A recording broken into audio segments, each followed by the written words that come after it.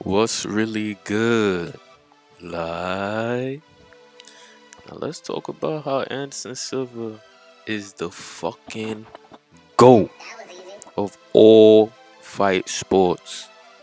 I don't want to hear Muhammad Ali. I don't want to hear Khabib, John Jones, or no.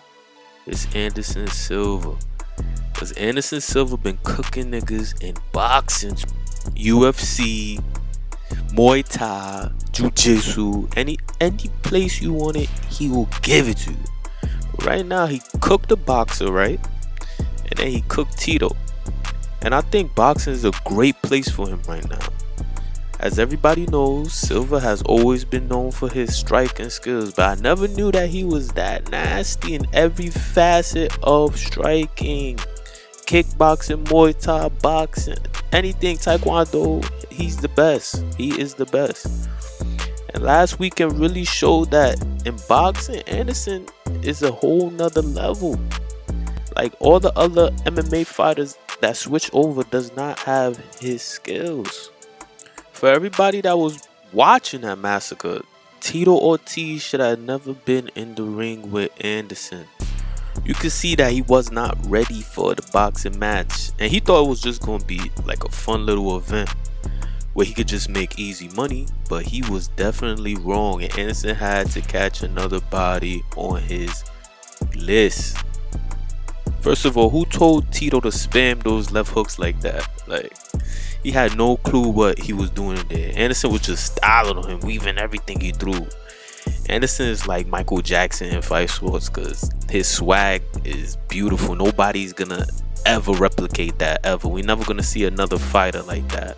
Like, Tito didn't even know what hit him, and I was just dying laughing when I seen that. He just dropped face first. Like, what the fuck?